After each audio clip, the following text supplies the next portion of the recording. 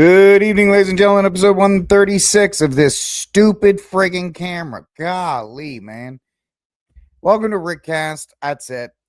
I don't even know. I don't even care that I don't have the money. I gotta buy a new camera. This thing is a POS.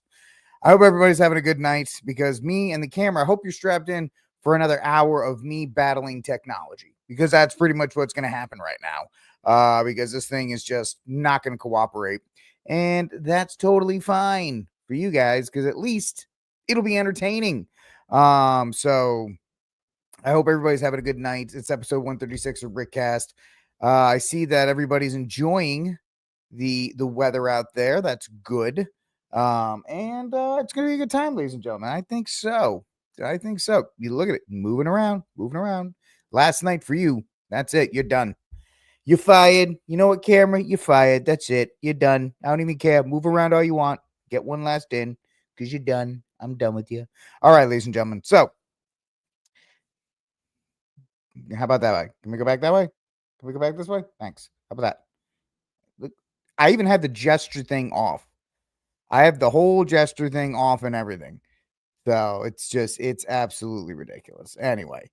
So looks like what's his name? Zohran Mamdani is now going to turn New York into even more of a hellhole than it is. I'm sorry. I'm from Rhode Island. I'm a New Englander. You're not getting any. And I'm telling you, you're not getting any sympathy from me. Oh, pray for New York. Oh, can't believe what's happening to New York. You got all these New Yorkers on X last night. Oh, New York is falling. Ooh, it's your own fault. You're a bunch of snobby jerks. Enjoy it. You bunch of snobby, wealthy jerks, socialist morons. What about the good people in New York, Rick? What about the good people? Well, yeah, you know what? There's not enough good people. There's not enough good people in New York. If Zohran Mamdani, who's he's been in the country for 4 months, it seems like, is now your mayor. There's not enough of you good people. It's a sad fact, but it is what we like to call true. Okay? There's not enough good people in Austin, Texas. That's why it's run like a third world hellhole. Your city is now notice, I was saying this the other day. I move my hands too much. I got to keep my hands down or else this camera's going to flip out. I love Upper New York. I love Upper New York State. It's in the fall. It's one of those beautiful drives you'll ever have. Plus, they have apple cider donuts. It's delicious up there. What you need to do is Upper New York. You need to secede from New York City. This is the only solution. You need to secede and let New York City be its own city state. I know I sound a lot like Steve Cunningham, but that is the only solution you have. Because this whole idea of having New York City govern the rest of the state is absolutely ridiculous. And it's stupid. And the fact that you people have allowed this to happen for that long, this is just the common result of it. It's just the common result. So this is it. Ugh. I hate this friggin' thing. I can't even use the face, like the HD camera on the monitor. Hey, look, that's my upstairs too. Because what a piece of crap, man. I can't even handle it. Anyway, so we're going to talk about that. Then we have a couple other things too. It's the middle of summer. If there's no war, there's really nothing to talk about. Texas has banned red flag laws. I'm a gun guy. That's a very good thing for me. Did you hear about China? Oh, China. China's making the mosquito drones. That's right. Little mosquitoes, big drones. That's what I hear. They're going to be all over the place, and you're not going to know a thing about them. Yeah, there's these little mosquito drones. I don't think they actually will. We talk about on this program, China always has something. They always have the newest, latest, and greatest thing, and it just doesn't work. Like three weeks ago, we were looking at the Chinese had these like these fire trucks that shot rockets into forest fires of CO2, or they always come out with this crap, and then none of it ever works. So, I mean, it's Chinese, of course. What a shock. But that's we're going to talk about the mosquito drones because there's really not much else to talk about. And then finally, there's the last Fantastic Four trailer, which they're desperate to try and take your money. There's really nothing else I have to say about that. Like, subscribe, share, hit the notification bell, ladies and gentlemen. If you like watching Man versus Machine, and that is me fighting Flippy the Robot. This is Flippy the Robot's last week. I'll order a camera tonight. It probably won't get here till Thursday. And then this thing is gone. I might put it on the pup. I might have a puppy cam, but I'll use it for that. But outside of that, this thing is dead to me. It's dead because it's a piece of crap. That's what it is. And then I'll just go from there. Anyway, oh, Lou, I've been in Memphis for the summer. It is awful. It is awful. It is awful. So my heart goes out to you. That's another reason why I bought a ticket for 28 years later, and I've seen the memes and the reels about, and then I saw a headline where that's all fake because they had kids around, so they didn't use real ones. I'm like, yeah, but the kids don't know what's real and what's not. So I don't know why you have like 28 later. I don't know. Maybe they're trying to tell us something. When you become a zombie, it's like Viagra for you. I don't know. Whatever. Why put in there? Yeah, exactly. Why do it anyway? They're like, oh no, they're all prosthetics, so don't worry about it. No. That's not the point. It's not the point if it's a prosthetic. Why did you do it? The fake ones are even weirder. Oh, I know. It's so weird. Hollywood, man, they're all British, so that doesn't shock me that they would do something like that because they're weird. Anyway, I'll review 28 years later when it comes out on streaming and one of my world famous way too late movie reviews. And I do have tickets for F1. I have a feeling the buzz around the F1 movie with Brad Pitt is really good. And it might be the sleeper hit because people are desperate for a good movie. And the guy who directed Top Gun Maverick directed this. And it's supposed to be, very good. So we'll see that. I'm going to see it at 11. Review will drop at like 3:30 because I'll come right home and do it. And then we'll talk about it on Friday's show just because. So yes, it is all excellent things. But then you have Jurassic World Refund, what they're calling it, because it's apparently a snooze fest. Soy Man, they're calling the new Superman movie Soy Man, and then the Fantastic Four. So it's gonna be an interesting July. Everything was hanging on July as the time for the movie theaters to do well. I don't think that's gonna be the case. All right, let's go, ladies and gentlemen. Let's get into it. Don't know. Dinosaur movies up until now were almost $1 billion bet. I guess this film is really going to, the Jurassic World Refund or Rebirth or whatever they're calling it, will really be the nail in the coffin for the girl boss led film, because between that and Ballerina, both underperforming, studios have to get it through their heads that female led action movies are just they're not going to work. I'll let you know, Michael. I'm going to go see it. I'll let you know how it is. I have a ticket for it already. I'm going to see it the Wednesday it comes out. And I'll have a review for you guys, and I'll have it ready to go. But the idea is just, I agreed, Catholic Jedi. And we talked about this a couple days ago. If the Jurassic World franchise actually gave in on the promise of, and I think I gave this example, I'll do it in case anybody, if it was Tremors with dinosaurs, the movie Tremors, where it's just like small town, it could be in the mountains or the desert or whatever. They kind of don't know what's going on. They hear about the dinosaurs being out and all this stuff. And then like a pack of whatever dinosaur shows up and they got to fight those things off. And I mean, that would be because people want to see that. That's what people want to see. I will. That's what I do for you guys. I will take it. I will press that metaphorical, terrible movie up to the side of my temple and pull the trigger. Who knows? Maybe I might be surprised. I maybe, Probably won't, but maybe. All right, ladies and gentlemen, let's get to it for you. I don't want to keep you guys around too long. Nope, that's not it. It's this one. So,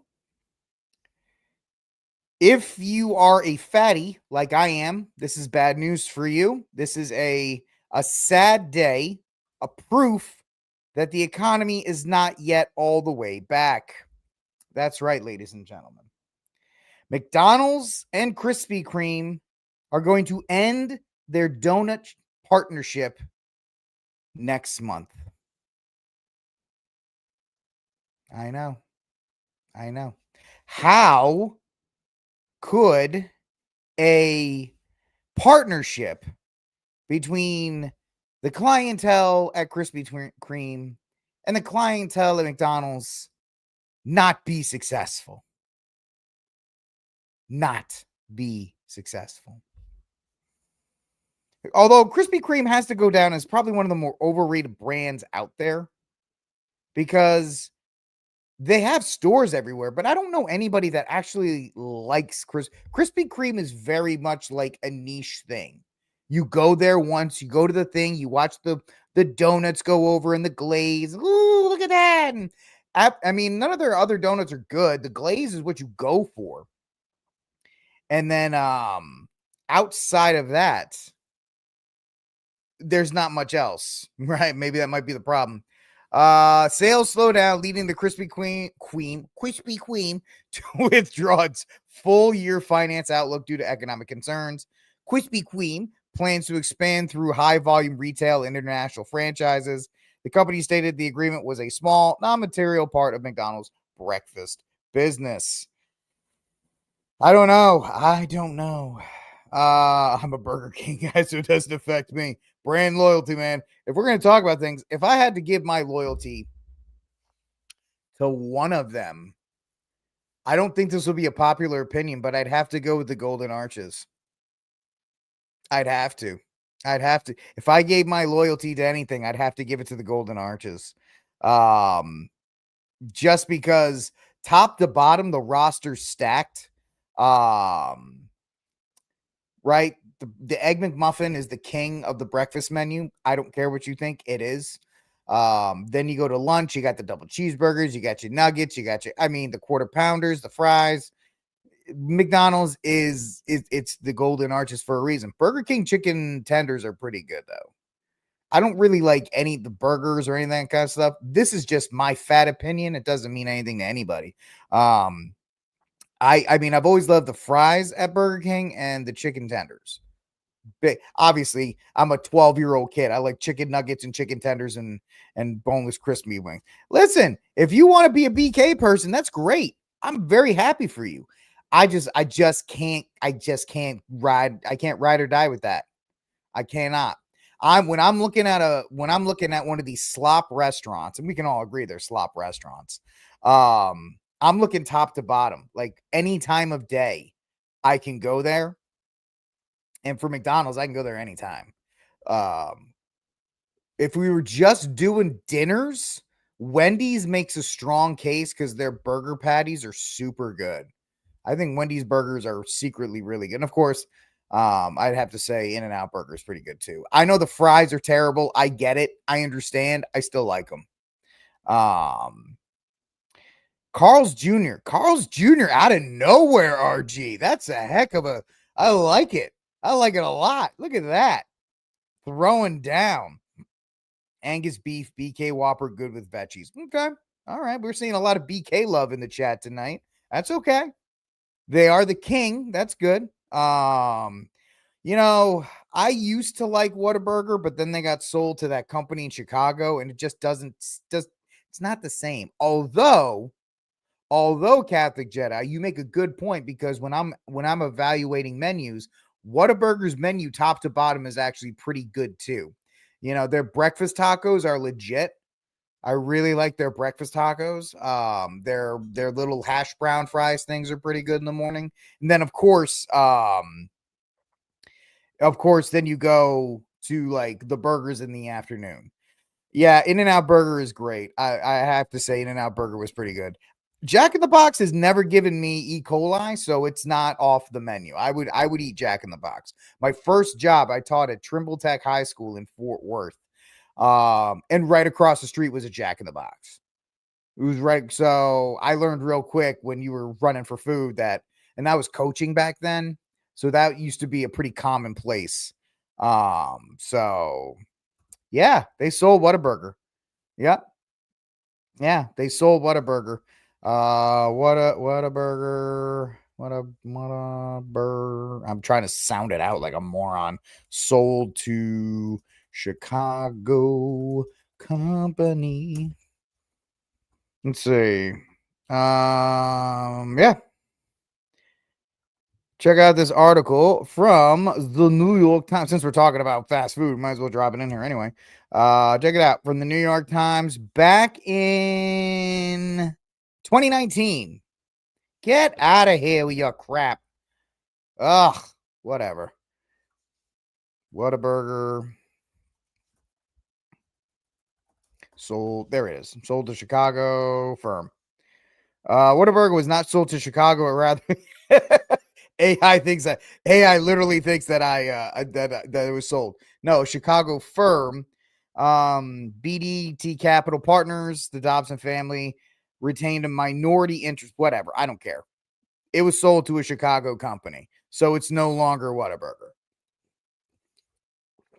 So, yeah. Look at you, Lou. Are you like a vegan? No hate if you are. You don't eat red meat? Good for you. That's good. 1991. You haven't had a steak since then.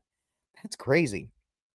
Yeah, it's funny because there was a cartoon down here when that happened, and it was just a bunch of Texans that said, "Come and take it," and then it was this big arm from Chicago taking Whataburger, and then the Texans were like, you mean you actually did? You took it?" So, it's crazy, but that's yeah. So Whataburger does go pretty decent top to bottom menu. Jack in the Box is pretty good top to bottom. Jack in the Box is good in an instant. Carl's Jr. was interesting. Roy Rogers. Anybody remember Roy Rogers?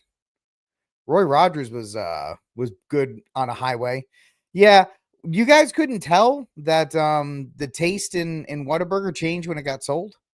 That's my big thing. It just seemed like it tasted a little different, but um it's a great way to lose weight with Jack in the Box. Yeah. That's what I was going for. I was hoping it would give me a little E. coli so I would just kind of like lose 10 pounds. But no, didn't work that way. Anyway, let's see here, ladies and gentlemen. So that's just a little that's Bob's Big Boy. I've never had Bob's Big Boy. Never had Bob's Big Boy. Although, it's iconic. It is iconic. Red Robin, it has been good the times I've gone to Red Robin. I've only been to Red Robin's once or twice.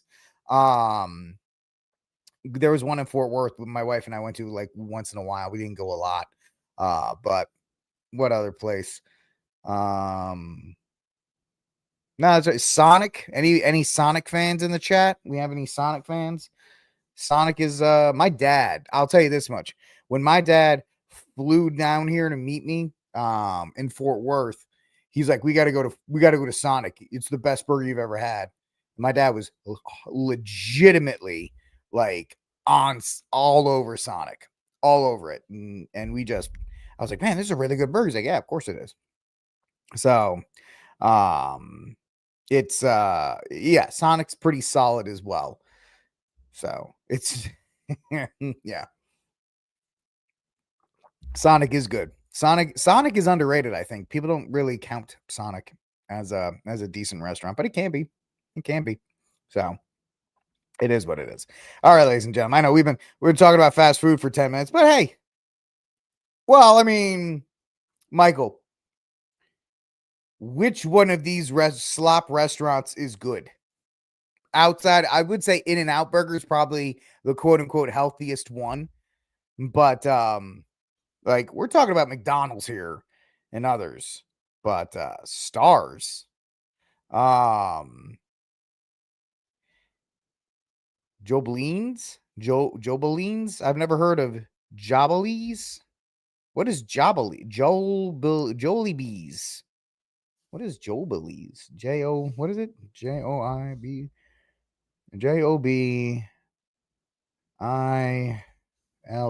restaurant? That's weird. I've never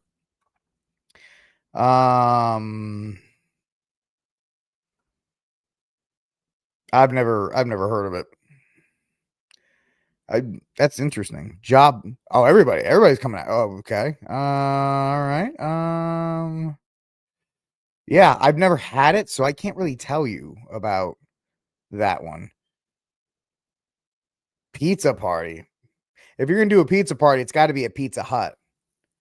If you're gonna do a pizza party, it's got to be a Pizza Hut. So, that's because you get the little pan pizzas. Yeah, you got to get the little pan pizzas on there.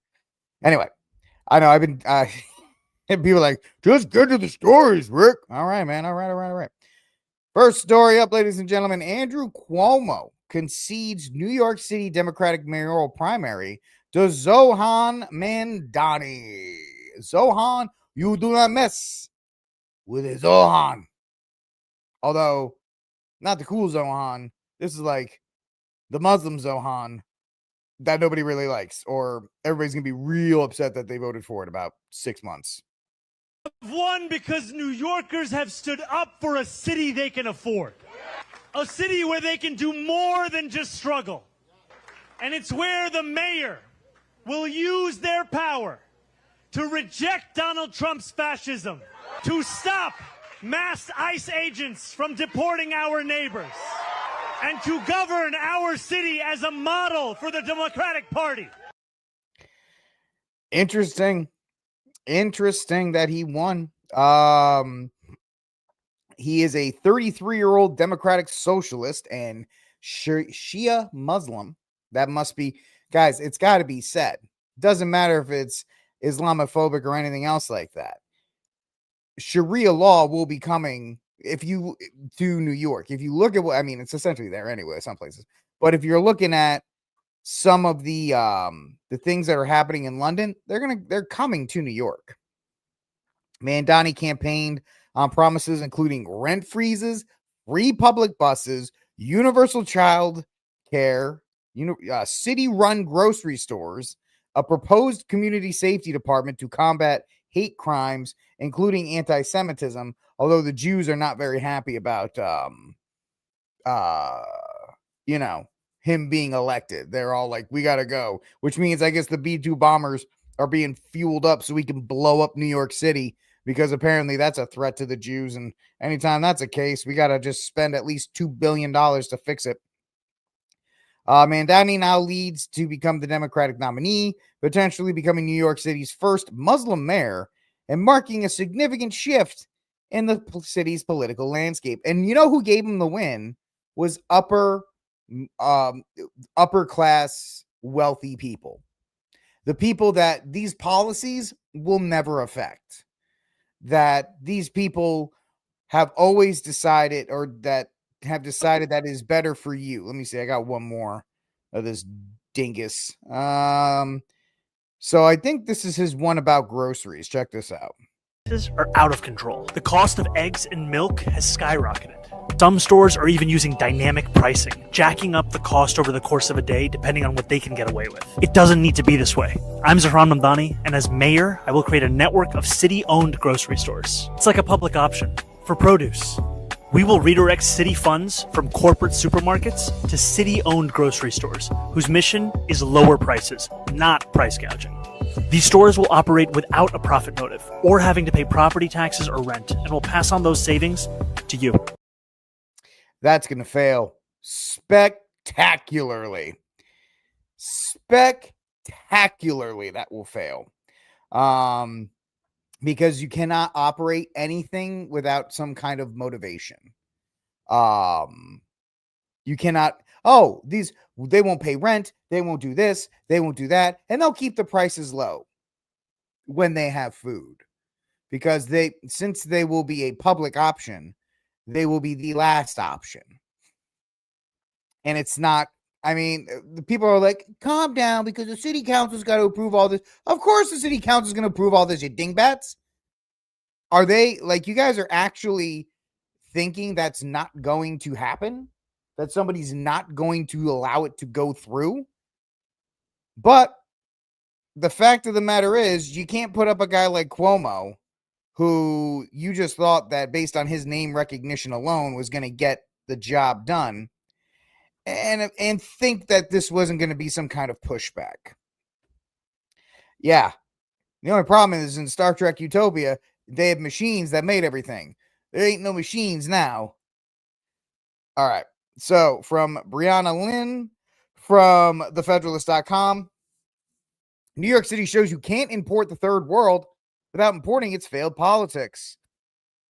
Very important. Importing a large number of people from nations where liberty does not thrive and making no demand of assimilation does not create a melting pot. It creates a powder keg. So also, this is going to be a controversial opinion, but this guy's no better than Vivek Ramaswamy. Vivek has not assimilated either. So we have all of these.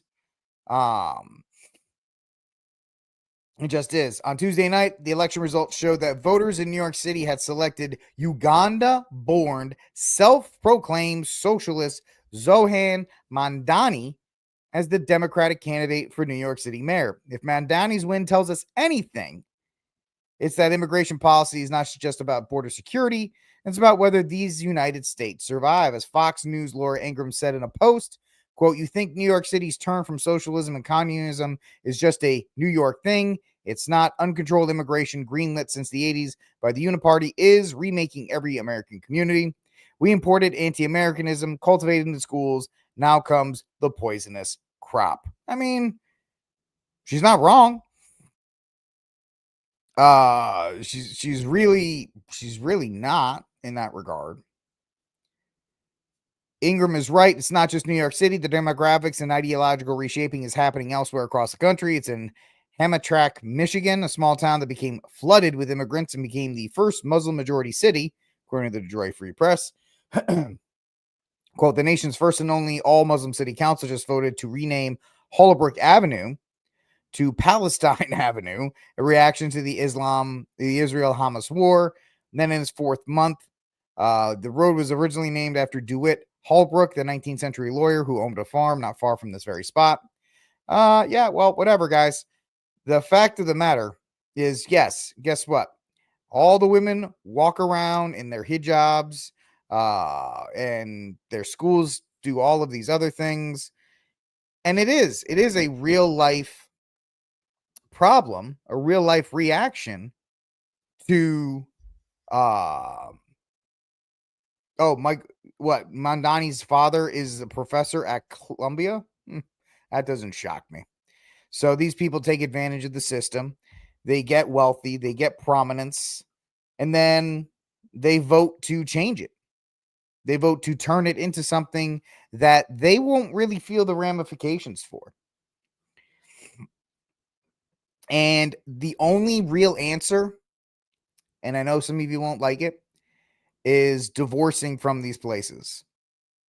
Is like here in Texas, we need to ramp up the Texas efforts.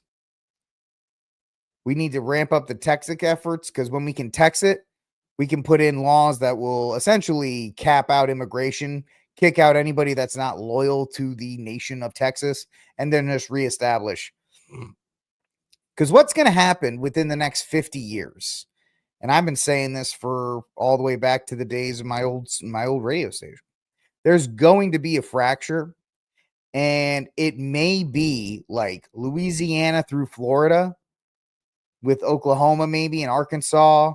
The Southeast is going to be the last remnants of these United States, right?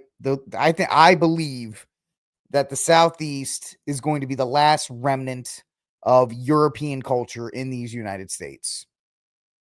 I do. How big of that footprint? I don't know. But I believe that's going to be because the Northeast is essentially gone, right? There's no, outside of maybe New Hampshire, there's not much left. The Pacific Northwest has some, obviously. The West Coast, not really. But here's the thing, G Money, when we actually text it out, we can reestablish, we can put a brand new Texas Constitution, and we can just pretty much outlaw all the stuff that the people who came here that they wanted. I know you're not going to like this, but the first thing is you tell Elon Musk he can have whatever he wants to keep his corporations here, because that'll actually keep the country legit. And then secondly, outlaw abortion, outlaw same-sex marriage, outlaw all these kinds of things. Make it a loyalty oath to the state of Texas. All these kinds of things. I have interviewed Daniel Miller. I interviewed him all the way back when I was, with the station, when I was crusading, as you will. The Pacific Northwest has some good stuff, like Idaho, Wyoming. I don't think you guys count Wyoming in that stuff. Like Idaho, Montana, Wyoming, the Dakotas. That's going to be another patch I think people are going to retreat to. I know everybody says you shouldn't retreat, but eventually there's going to have to be a point where we're going to have to muster in certain places, and pretty much all of European culture is going to have to go to these places and batten down the hatches. That's really what it's going to be. I know it sounds like a forced retreat, but I think it's going to have to come to that. It's going to have to come to something where, you have Idaho, Montana, Wyoming, that area down through Kansas, Nebraska to Oklahoma, and then take that left into, because I don't even know if you can keep Texas. And then into the Gulf states, into the Southeast. You're going to have like this stovepiped, kind of country which professes Western values. That's the only thing. So it is what it is in that regard, but it's something that's, I think there's going to be this fracturing. It's going to have to happen, because at some point when Muslims become the majority, they demand submission. So you two things, you either submit or you leave, and you go to some place, you tell everybody, you gotta go. We gotta go. And so it's really bad in the fact that this immigration policy, which has been started by Reagan in the 80s, that's why California's gone, because as governor, he gave amnesty in California. That state went from red to purple to blue. It's going to fester across these other places. They love to brag about how all these states went red in 2024. I don't think that's going to be around for much longer. I really don't. Now, I could just be blackpilling here, and that's, tell me I'm wrong. But I also think there may be a time where, a retreat and a mustering of all European culture and all Western culture into these states where you can kind of keep everybody at bay. And so we'll see how that goes. But as far as Mamdani winning, he's probably going to win unless the Republicans are smart enough, which they won't be, to drop out and every Republican in the city of New York votes for Eric Adams, because Eric Adams has like 14%.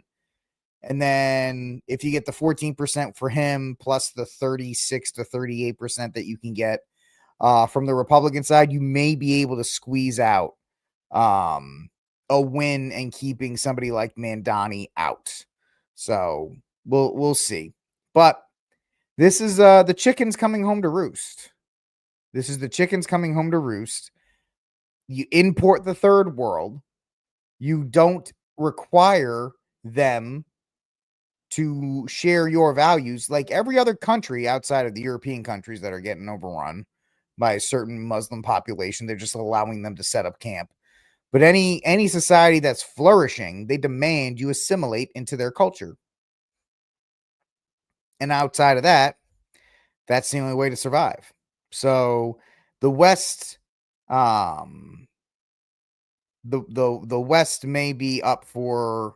I don't think it's a last crusade. I think if you can do if you can do the idea where you muster everything into a concentrated area, you can push back enough to get some kind of ceasefire, some kind of thing where, you just keep out. And if you remember, the Spanish had their entire country taken over. They eventually fought it back. Right? If you can muster everything, and I'm talking like every single person's going to have to move from their spots. And I don't care what race they are. If they're Catholic and they believe in the Catholic faith and they're practicing Catholic, that's an adoption of Western values. I'll use the Novus Ordo line. All are welcome in that case. If you are Catholic and you profess that our Lord and Savior Jesus Christ died on the cross, and you believe in what the Catholic Church teaches, because the Catholic Church built Western civilization, all hands on deck, all of them. So that's what I would say in that regard. But yeah, well, mustard. I'd say probably Dijon. Actually, maybe a little Grey Poupon, but of course, Brian, your humor will get us through the day. Your macabre humor will help us win the day, because it is. You need humor to get through these things. But yeah, people are freaking out about it. You can, but that's it's just the chickens coming home to roost with Mamdani. All right, this is RickCast. Like, subscribe, share, hit the notification bell. There's going to be a lot more deep dives on it, but listen, you can't import the third world and expect the third world and not expect the third world to work with you if you don't give them any of that. Any Grey Poupon, but I'm cool. All right. Next story up. I got two other stories for you tonight. Texas now bans red flag laws and gun buybacks. So, hey, Hot Wheels may not have done much, but at least this one worked. Texas lawmakers shield away from getting rid of the carry ban at the state fairgrounds in Dallas this season because they're a bunch of wusses, but they did pass several bills aimed at protecting the rights of gun owners.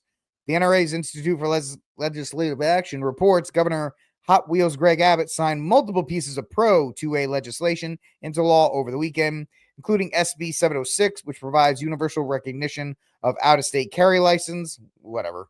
SB 1596, which removes short-barreled rifles and short-barreled shotguns from the list of prohibited weapons in the state of Texas. Now, what they do with that, if you actually read the legislation on that, what they're doing is they're hoping somebody does it, because it's the same case with the suppressor bill, right? If you make a suppressor in Texas, you don't have to register it.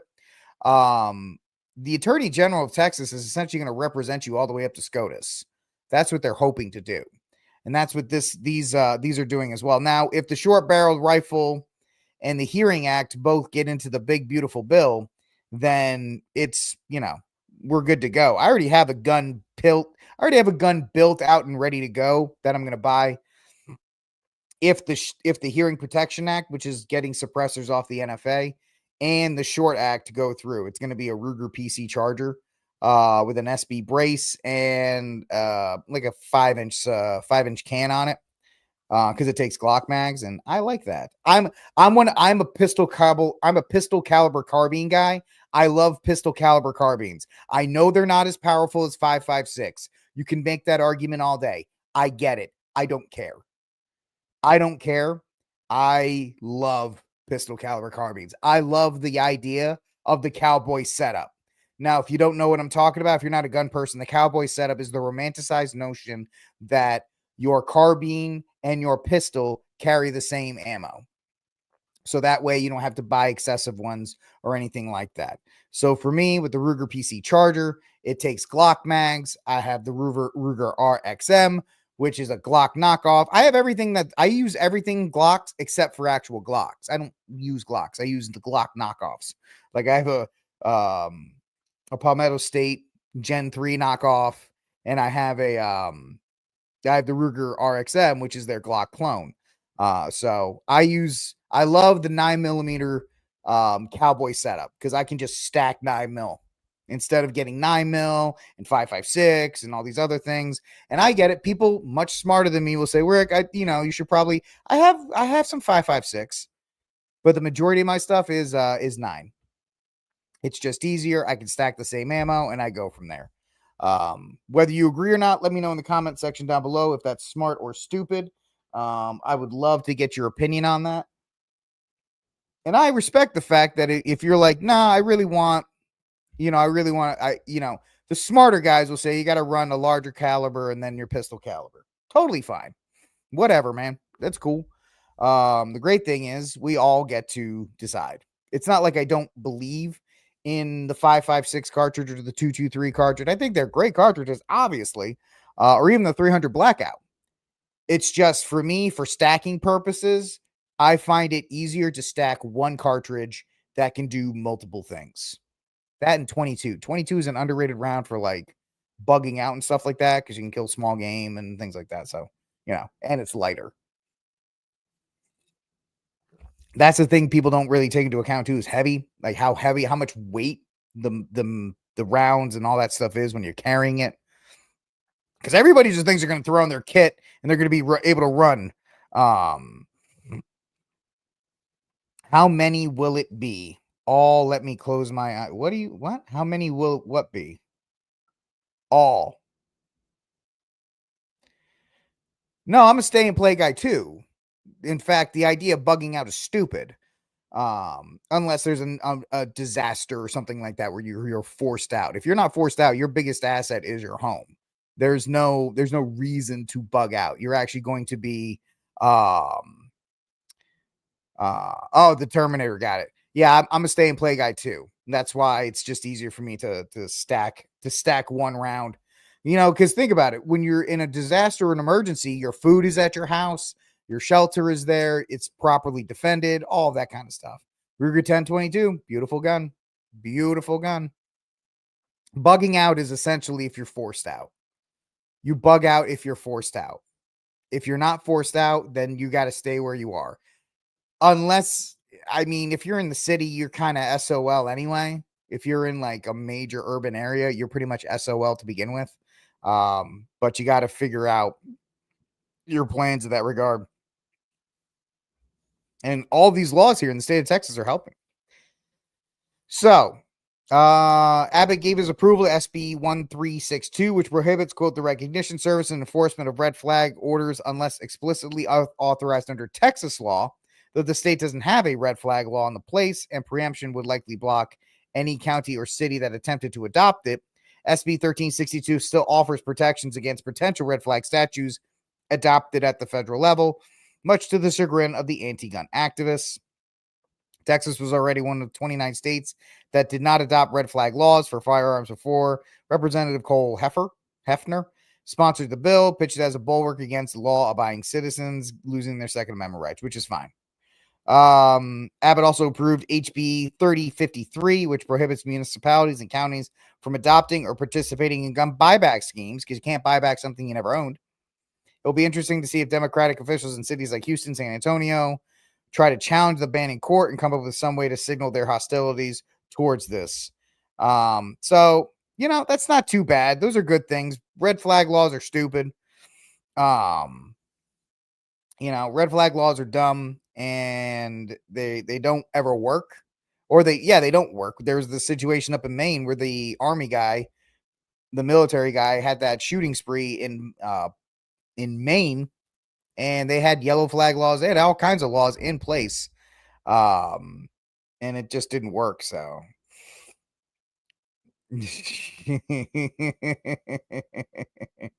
yeah, that's pretty true. So, hey, at the state level, and since there wasn't a lot of news today, I always like talking about guns. So at the state level, Texas actually did something decent today or this last session. They didn't get rid of property taxes, which is, more important than any gun law. Sorry, not sorry, because property taxes are literally strangling money that I could take to buy guns and giving it to the state for no other reason but just for the pleasure of living here. So, yeah, that's that's correct. That's correct. It's not, and they're usually Democratic cities: Baltimore, Chicago, Memphis. Sorry, Lou. Those places tend to be more violent, and that's not good. We don't like that. We don't want to see violence at all. All right, ladies and gentlemen, this is RickCast. Like, subscribe, share, hit that notification bell. Let's get to our next story of the day. Interesting story. Boop. Robo-sting.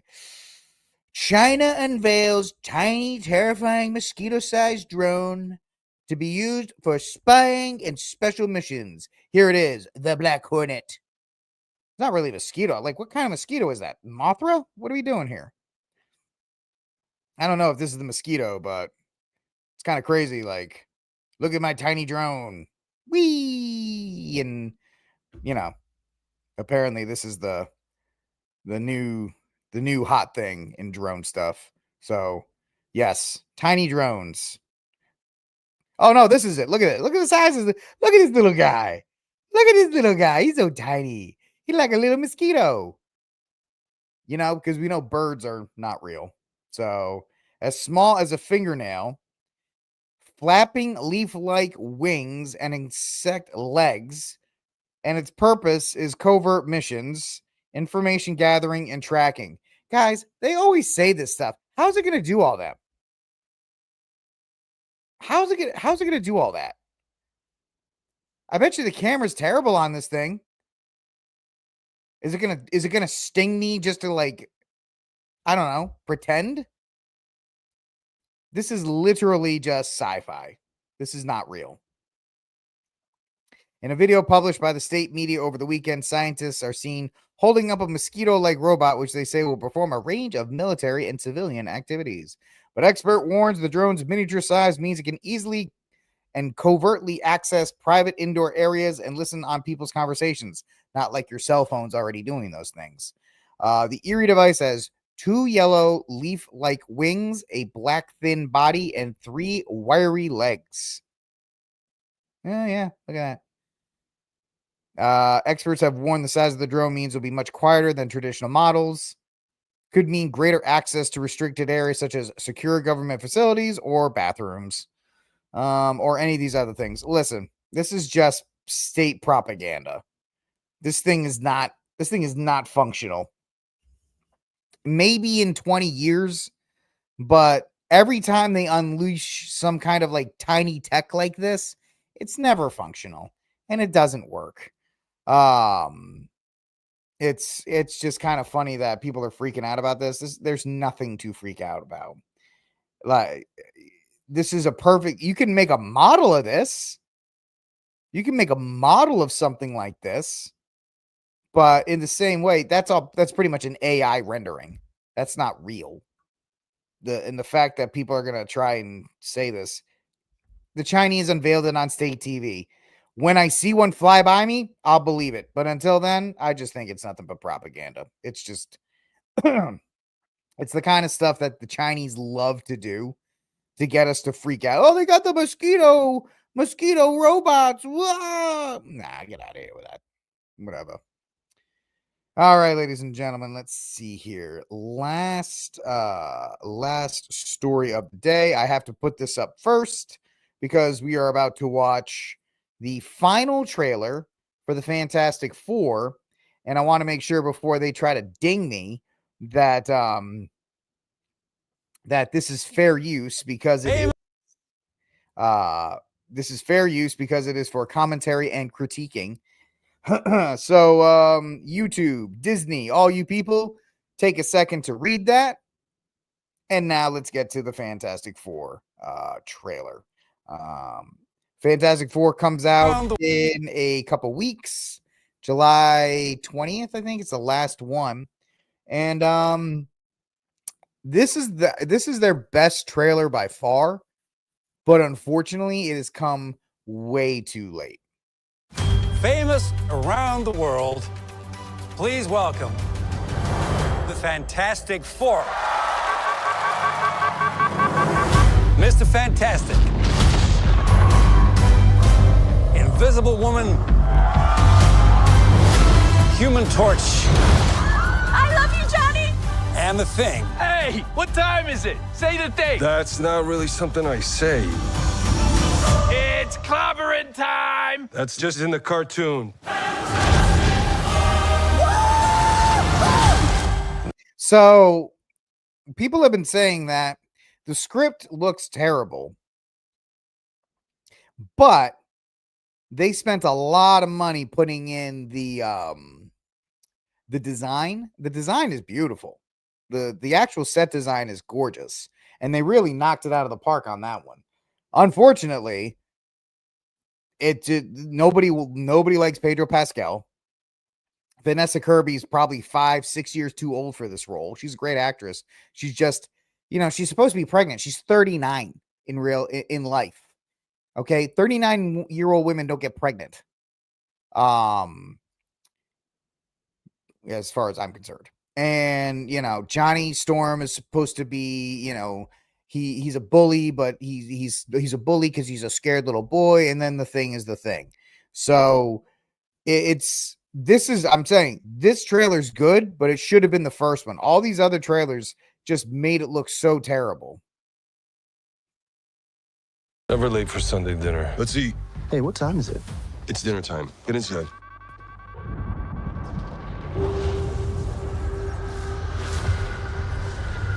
I herald his beginning. I herald your end. I herald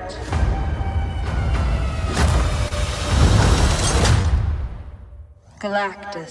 The Silver Surfette. Yes, that's right, ladies and gentlemen. They went with the alternate timeline Silver Surfer woman. And this is the best they could come up with. A little bit better, but still not as good as the T-1000. Or even the one from the Fantastic Four movie in like 2007 when they did Norman Rad. But anyway. What is that? Get us out of here, Ben! Hold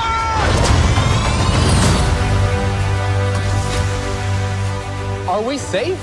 I don't know. The clock is ticking. We are going to find a solution. We are going to make it right. You don't want to just crush him? I like that. The four of us will face the danger. We will protect you. Also, Galactus is supposed to be the size of a world, and look how little he's walking. Like Godzilla destroys cities. King Kong destroys cities. And Galactus is like, oh, excuse me, I don't want to hit these buildings. Sorry. Family. It's about connecting to something bigger than yourself. We'll face it together. As a family. I wonder if Vin Diesel is going to sue for family because, that's the whole Fast and Furious thing. Or he might get a cameo where he just is like, family.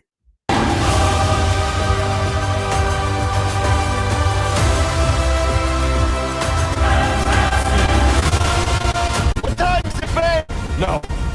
What time is it, Ben? No, Johnny. Say it! I don't want to. Say it!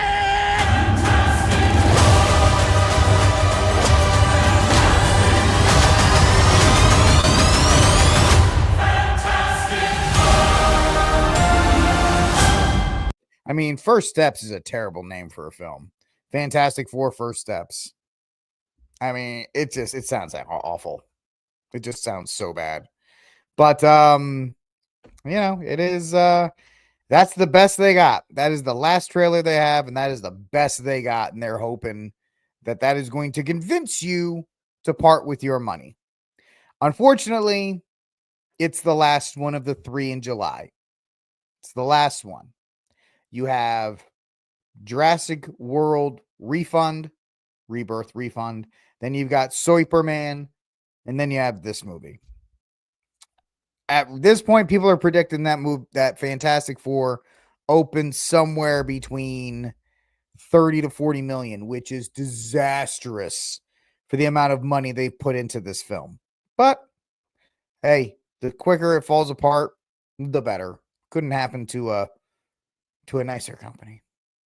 All right, folks, that's it for this episode. Yeah, it's not as long as it usually is, but stuff is, not as much stuff going on. Anyway, thanks so much for hanging out with me. I think the best part of the show was our, fast food debate. Like, subscribe, share, hit the notification bell on your way out, ladies and gentlemen. Thank you so much for hanging out with me tonight on RickCast. I will talk to you all tomorrow. God bless. And until that day comes, wrong button, free Dexter Taylor.